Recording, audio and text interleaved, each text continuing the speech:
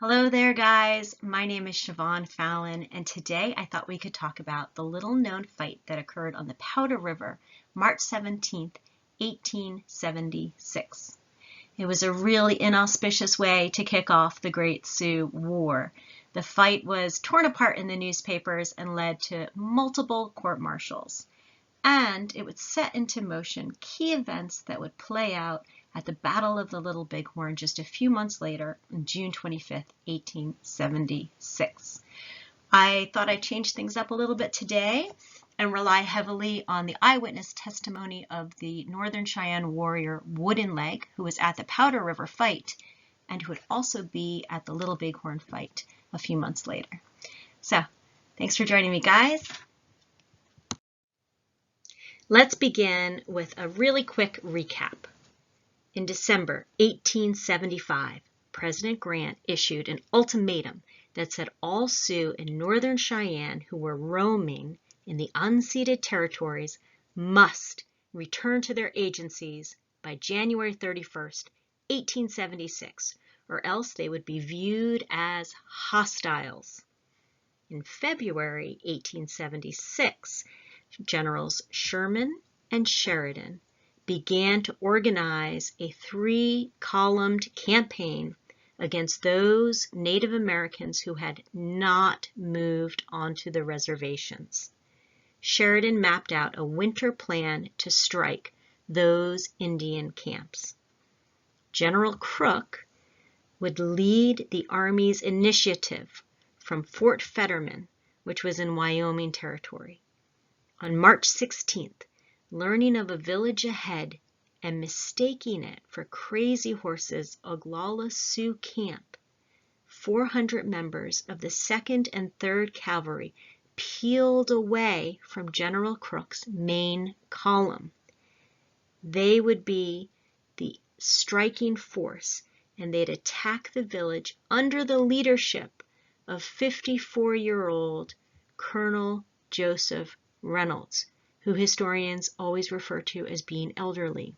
I don't know why he was only 54, but if he looked like he did in that picture, okay, maybe he was a little elderly. On the frigid morning of March 17th, Reynolds and his men struck the snowy, sleepy village of about 100 teepee, camped on the west bank of the Powder River. The troops managed a perfect surprise, but the attack was mismanaged and poorly executed. The army captured the village and most of the pony herd, but the warriors, less than 200 of them, were able to regroup and put up a stiff defense. The fight lasted for about 5 hours. Soldiers started taking casualties, and, afraid that they would lose their own horses, Colonel Reynolds ordered a retreat. A wounded soldier, 23-year-old Private Lorenzo Ayers, was abandoned in the village. These incredible maps by my friend Jeff Lackey give us a really awesome sense of the terrain there at the Powder River. Blue is cavalry. The blue hatchets are the Indian scouts with the cavalry. Red is the Cheyenne. You can see how the Cheyenne village is nestled there in the center along the Powder River and surrounded on all sides by those bluffs. Colonel Reynolds commanded 3 cavalry squadrons. He hoped to attack from 2 directions, but Captain Moore failed to get into position as planned. Captain Noyes first sent in Captain Egan with 47 pistol-wielding troopers. The warriors fled to the bluffs, and Moore did not secure those bluffs. Colonel Reynolds belatedly sent in Captain Mills's reserve squadron, and this saved Egan's men. The Braves were able to hold on to the bluffs, and this put the soldiers below on the defensive.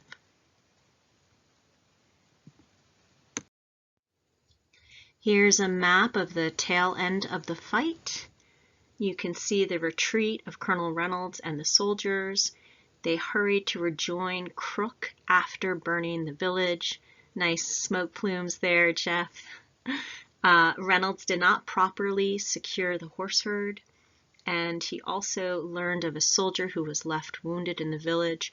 Private Ayers' leg had been shattered, and he shouted to the 3 soldiers with him, "For God's sakes, don't leave me." They did anyway. When Reynolds was told that there was a wounded man left behind, and Captain Mills asked what he should do, Reynolds supposedly replied, "You can do nothing.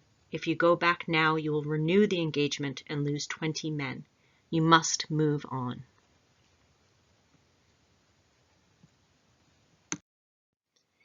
Okay, guys, I'm going to pick up with 18-year-old Wooden Leg's account of this fight and its aftermath. Early in the morning, an old man arose and went to the top of a nearby knoll to observe or to pray, as old men were in the habit of doing. He had been up there only a few moments when he began shouting toward the camp, "The soldiers are here! The soldiers are right here!" Already the attacking white men were between the horse herd and the camp. Women screamed, children cried for their mothers. Old people tottered and hobbled away to get out of the reach of bullets singing among the lodges. Braves seized whatever weapons they had and tried to meet the attack. I owned a muzzle-loading rifle, but I had no bullets for it. I also owned a cap and ball 6-shooter, but I had loaned it to Starr, a cousin. In turn, he had let me have bow and arrows. My armament then consisted of this bow and arrow. I skirted around afoot to get at our horse herd. I looped my lariat rope around the neck of the first convenient one. It belonged to Old Bear, the old man chief of our band, but just now it became my war pony. I quickly made a lariat bridle and mounted the recovered animal. A few other Cheyenne did the same as I had done, but most of them remained afoot. I shot arrows at the soldiers. Our people had not much else to shoot. Only a few had guns and also ammunition for them. All of the soldiers who first appeared had white horses. Another band of them who charged soon afterwards from another direction had only bay horses. I started back to try to get to my home lodge. I wanted my shield, my other medicine objects, and whatever else I might be able to carry away. Women were struggling along burdened with the packs of precious belongings. Some were dragging or carrying their children. All were shrieking in fright. I came upon one woman who had a pack on her back, one little girl under an arm, and an older girl clinging to her free right hand. She was crying. Both of the girls were crying, and all 3 of them were almost exhausted. They had just dived into a thicket for a rest when I rode up to them. It was Last Bull's wife and their 2 daughters. "Let me take one of the children," I proposed. The older girl, age about 10 years, was lifted up behind me. A little further on I picked up an 8-year-old boy who was trudging along behind his mother, carrying on her back a baby and under her arms 2 other children. The girl behind me clasped her arms around my waist. I wrapped an arm around the boy in front of me. With my free hand, I guided my horse as best as I could. The animal, too, was excited by the tumult. It shied and plunged, but I got the 2 children out of danger. Then I went back to help in the fight. 2 Moons, Bear Walks on a Ridge, and myself were together. We centered an attack upon one certain soldier. 2 Moons had a repeating rifle. As we stood in concealment, he stood it upon its end in front of him and passed his hands up and down the barrel, not touching it, while making medicine. Then he said, "My medicine is good. Watch me kill that soldier." He fired, but his bullet missed. Bear Walks on a Ridge then fired his muzzle-loading rifle. His bullet hit the soldier in the back of the head. We rushed upon the man and beat and stabbed him to death. Another Cheyenne joined us to help in the killing. He took the soldier's rifle. I stripped off the blue coat and kept it. 2 Moons and Bear Walks on a Ridge took whatever else he had and they wanted. One Cheyenne was killed by the soldiers. Another had his forearm badly shattered. Braided Locks, who is yet living, had the skin of one cheek furrowed by a bullet. The Cheyenne were beaten away from the camp. From a distance we saw the destruction of our village. Our teepees were burned, and everything in them except what the soldiers may have taken. Extra flares at times showed the explosion of powder, and there was the occasional pop of a cartridge from the fires. The Cheyenne were rendered very poor. I had nothing left but the clothing I had on, with the soldier coat added. My eagle wing bone flute, my medicine pipe, my rifle, everything else of mine were gone.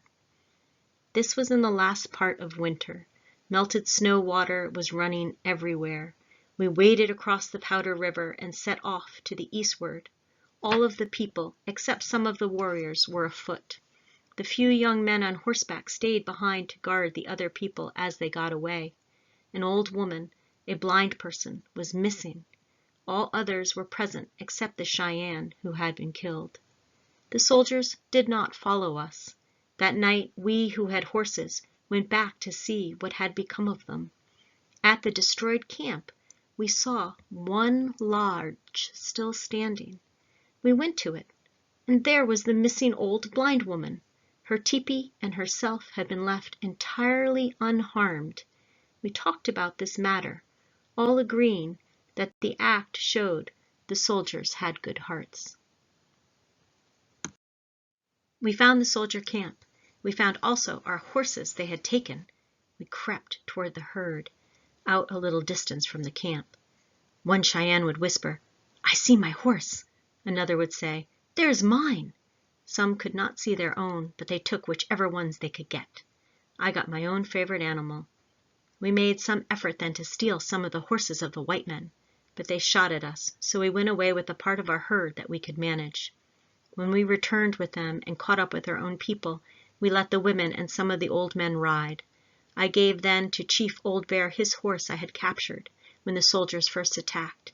He said, "Thank you, my friend," and he gave the horse to his woman while he kept on afoot.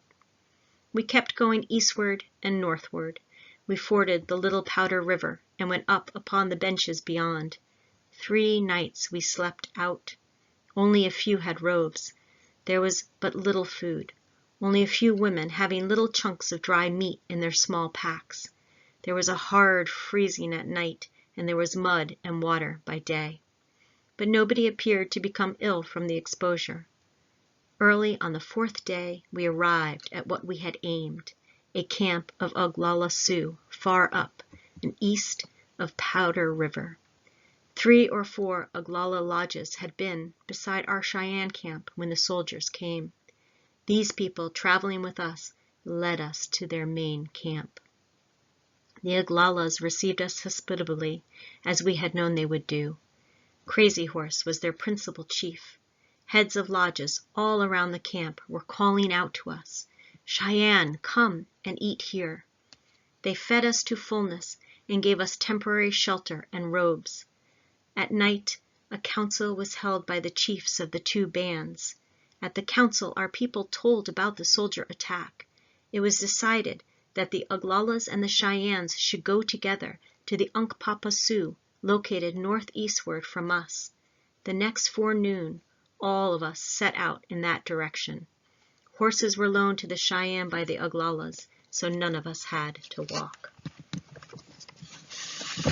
Wooden Leg then goes on to say how the Cheyenne went to Sitting Bull's large Uncpapa camp, which was larger than the Oglala and the Cheyenne combined, and Sitting Bull's people welcomed them, gave them teepee and horses, buffalo robes, and weapons. This triple camp would travel together. And that, folks, is how one of the largest gatherings of Plains people united. They were thrust together because of the Powder River fight, and in this combined strength and unity, they will fight General George Crook at the Rosebud on June 17, 1876, and they will also fight Lieutenant Colonel George Armstrong Custer at the Little Bighorn on June 25th. And the Army does not fare well in either of these conflicts. So you're probably wondering what all of this has to do with the 7th Cavalry. Well, I've been spending a lot of time discussing the 7th Cavalry's Washita fight of November 1868, which was also an attack on a Cheyenne village.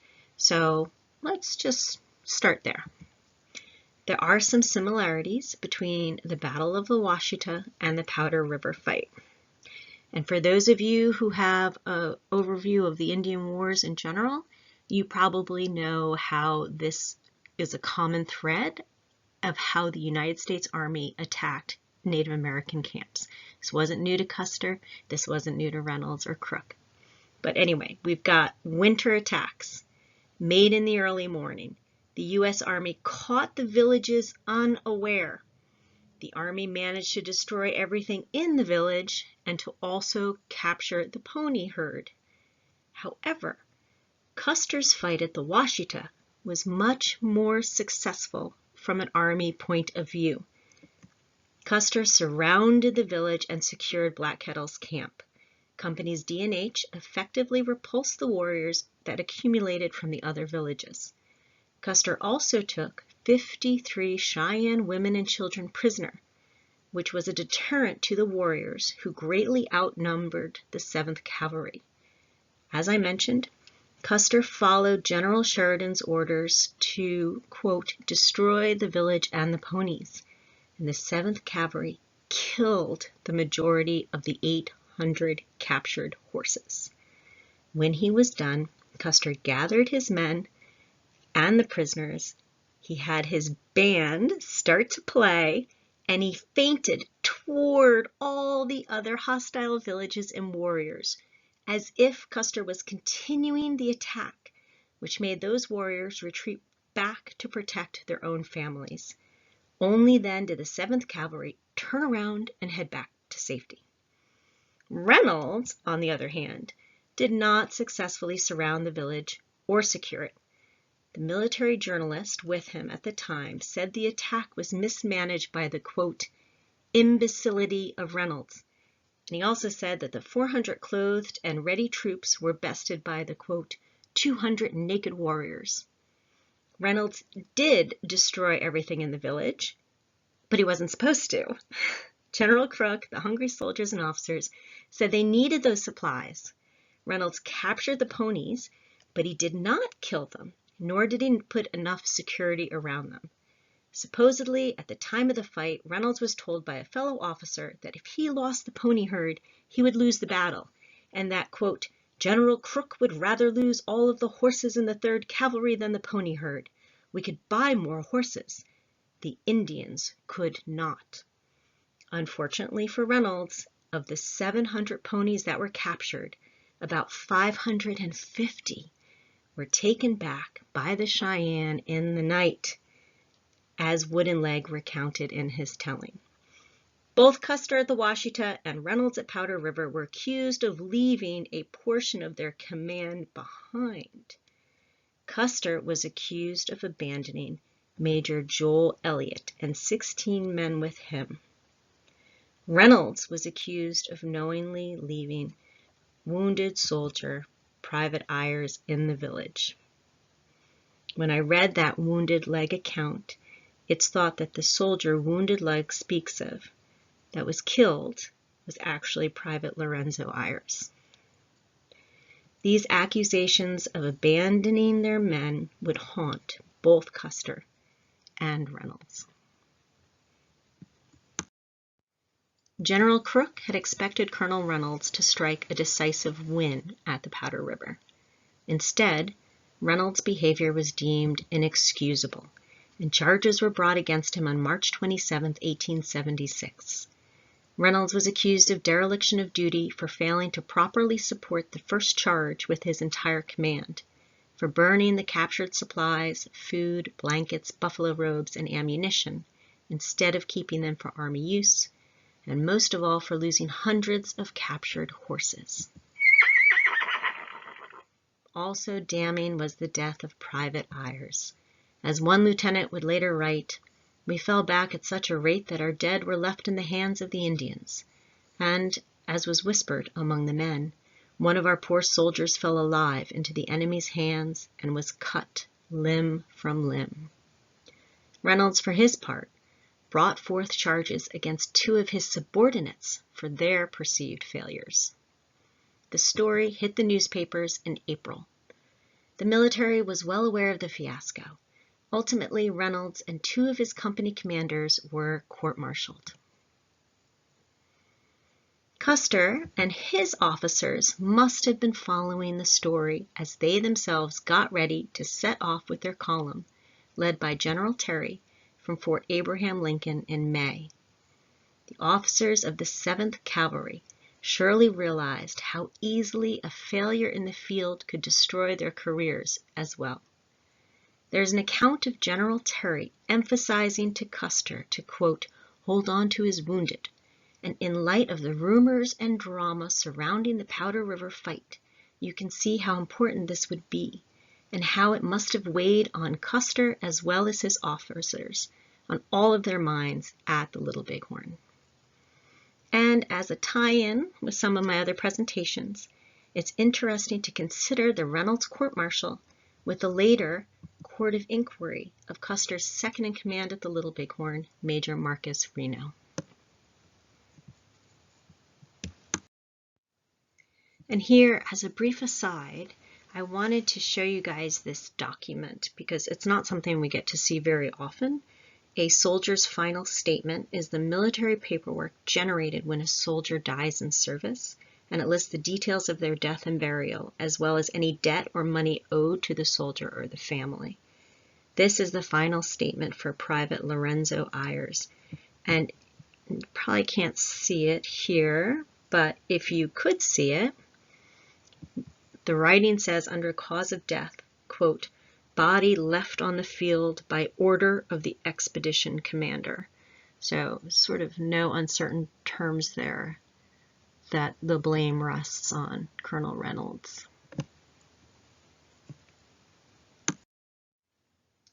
So from the Native perspective, especially the Northern Cheyenne, I want to just emphasize one of the more significant results of the Powder River fight. It forced the Northern Cheyenne to join the Sioux, and not just Crazy Horse's Oglala, whom they were already closely connected with, but also Sitting Bull's much larger Uncpapas. It helped to create what historians consider one of the largest gathering of Plains Indians that fateful summer of 1876. And Margot Liberty takes this idea one step farther in her article Cheyenne Primacy, where she quotes the work of Dr. Marquis, who is the gentleman who recorded Wooden Leg's account, which I read from a little bit earlier. So in her article, I'm going to read a few excerpts. She quotes Dr. Marquis having written, "The whites have declared war upon the Cheyenne. It was agreed that the 3 tribal bands should travel together, thus better to protect the Cheyenne. The arrangement was that the Cheyennes, being the people at war with the whites, should travel at all times at the head of the procession of combined Indian bands. Their first friends, the Oglalas, should travel second in the movement formation. The Uncpapas, not desiring to make war, but consenting to lend whatever aid the other might need, should be last in the marching column. The 3 tribal bands moved in this form to the northwestward and then to the westward. On the way they were joined by Lame Deer's Minneconjou Sioux as additional helpers for the Cheyenne. Then came a band from the Sans Arc Sioux and another from the Blackfeet Sioux." And Marquis goes on to talk about the Little Bighorn, the fight with Custer, saying, quote, "This major phase of the battle that day was therefore regarded by all of the Indians there as an encounter wherein the Cheyenne were the special leading combatants for the Indian side. The greatly exceeding numbers of Sioux warriors who also took part in this particular fight were considered as simply assisting the Cheyenne." So I'm not sure if that really is her perspective of all the Plains Indians, but the Cheyenne have had a history of having their villages attacked, and you can see how they would think that the fight on their Powder River village could have set all of this into motion. And another thing, the Powder River fight unequivocally let the tribes know that they were at war. They knew that the United States Army was after them. Any Native Americans who truly wanted to avoid conflict would have understood that they had to go to the agencies. And those Native Americans who chose to leave their agencies at this time clearly knew that they were joining what was considered hostile bands at war with the United States Army. Remember, this growing group of combined forces, this sort of alliance, they are the very same Lakota and Cheyenne that would attack General Crook at the Rosebud, and also the same group that would be attacked by Custer at the Little Bighorn. There we go, guys. That's pretty much it. There's my book list if you want to see the books that I use for this presentation. If you only have time for one book, I recommend Paul Hedren's Powder River, Disastrous Opening of the Great Sioux War. I also recommend pretty much anything by Jerome Green, who is a historian who has books about just about every conflict that occurred during the Indian Wars. You probably have seen his name pop up on pretty much every book list that I've been using for these presentations. Dr. Thomas Marquis transcribed the accounts of the Northern Cheyenne warrior Wooden Leg, and that's a photo of them there, the black and white picture. They started to become friends in 1922 when Dr. Thomas Marquis was a doctor on the reservation, and in 1931 he published the account that I read from. The monuments that you see there, it's actually just the one monument, just different angles of it. In 1934, finally, they had the 4 tombstones of the soldiers who were killed at the Powder River fight, and they embedded them into a concrete monument that they placed on the battlefield, and that's what you see there. I want to give a thanks to my friends Dale Cosman for letting me use a bunch of his really beautiful Powder River photos and for giving me lots of suggestions on what materials to use for this presentation. Also my friend Nathan Simons, who found that really fantastic Private Eyre's final statement paperwork. And Nathan's always giving me articles and making me read more than I want to read. And Jeff Lackey for those fantastic maps. And Jeff and I had been talking about the Powder River fight and its connections with the Little Bighorn for a while. So that was part of the inspiration behind this.